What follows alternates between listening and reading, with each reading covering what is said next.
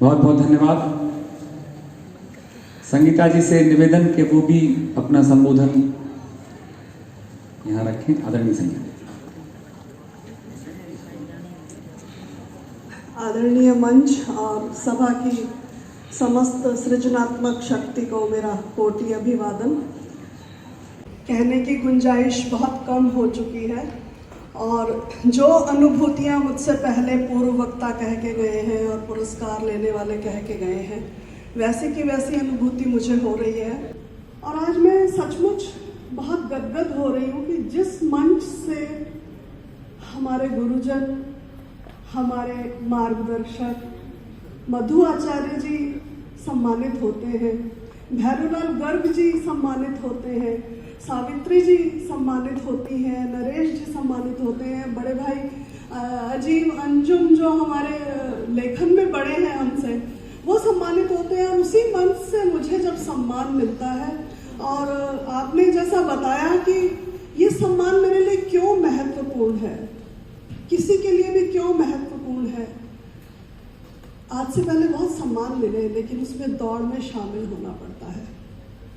ये सम्मान ऐसा था कि मैं खुद भी भौचक्की रह गई कि आशु जी मुझे फोन कर रहे थे, और उस फोन पे फोन कर रहे थे जिस फोन को मैं घर पर रखती हूँ, कभी मैं ऑफिस लेकर ही नहीं जाती, और मैं मेट्रो में सफ़र कर रही हूँ, मैं लोकल ट्रेन में सफ़र कर रही हूँ, और दूसरे फ़ोन पर बार बार फ़ोन आता है, एक मैसेज आता है, मैं मेट्रो से उतर रही हूँ, संगीता तुम फ़ोन नहीं उठा रही हो, और ऐसे ऐसे फ़ोन आते हैं। मैं सोच रही हूँ कृष्ण आशु जी आज मुझसे क्या कोई रचना मांग रहे हैं, कोई सृजन कुंज के लिए। मेरे मन में ऐसे विचार आए और मैं घर आ गई। घर आके देखा तो उस फ़ोन पर इतने सारे कॉल्स थे इनके, और इन्होंने बोला कि मुझे जल्दी से अपना फ़ोटो और वो दे दो, और मुझे समझ भी नहीं आया कि आपको एक पुरस्कार मिल रहा है।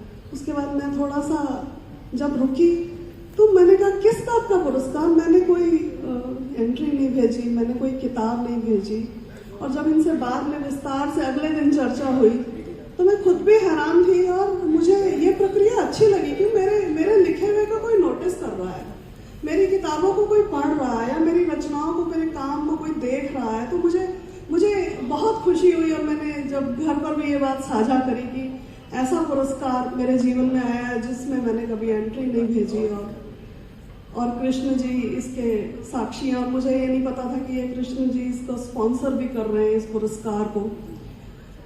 दूसरी बात मैं ये कहना चाहूँगी कि जो आज मैंने यहाँ पर माहौल देखा, जब जैसे ही मेरा पहला कदम हॉस्टल में पड़ा, तो मुझे उसको देखकर मेरा पहला सवाल कृष्ण जी से था, ये स्कूल किसका है, मुझे उनसे मिलवाया जाए। मैंने पहला घुसते ही में ये स्कूल किसका है जो जिसने इतने सहजता से हमको इतना अच्छा रूम, इतना अच्छी फैसिलिटी, इतना अच्छा खाना, इतना ऐसे जैसे सम्मान के एक सम्मान का भाव आया कि अरे वाह, ऐसा भी होता है साहित्य में कि एक अदना से लेखक को इतनी सारी सुविधाओं के साथ एक सम्मान का भाव। मैंने कृष्ण जी से यही कहा कि मुझे उनसे जरूर मिलवाया जाए, और आज मैं बहुत खुश हूँ कि मैं उनसे मिल रही हूँ। दूसरा, जब मैंने देखा यहाँ बच्चे, यहाँ पर जब पहला कवि सम्मेलन हुआ बच्चों का, मुझे देखकर इतनी खुशी हुई कि कविता की दूसरी लाइन तैयार हो रही है। अब तक मैं सोचती थी कि कविताएं हम ही लिखते हैं, लिखते लिखते थक गए, सब सोचते हैं क्या कविता, हम तो बात भी कविता में करते हैं। और जब मैंने बच्चों को देखा, और बच्चों के जो नेपथ्य में जो हैं, बैठे हैं, गुरुजन हैं, उनके पेरेंट्स हैं, उनके जो भी अभिभावक हैं, उनका जो माहौल है, या जिनको भी उन्होंने पढ़ा लिखा, वो सब साधुवाद के पात्र हैं। मुझे बहुत खुशी हुई उन बच्चों को देखकर। मैंने बहुत समय के बाद ऐसा फ्रेश बाल कवि सम्मेलन देखा। इतने मतलब जैसे एक ताजा कवि के विचार होते हैं, हम तो लिखते लिखते पढ़ गए, इतनी बड़ी बड़ी बातों पे लिखते हैं, आज ये इतने हल्के मन से कितनी अच्छी बातें कर रहे थे। बहुत मन खुश हुआ कि मेरा मन कह रहा है कि बच्चों के नन्हे हाथों को चांद सितारे छूने दो, 4 किताबें पढ़कर ये भी हम जैसे हो जाएंगे।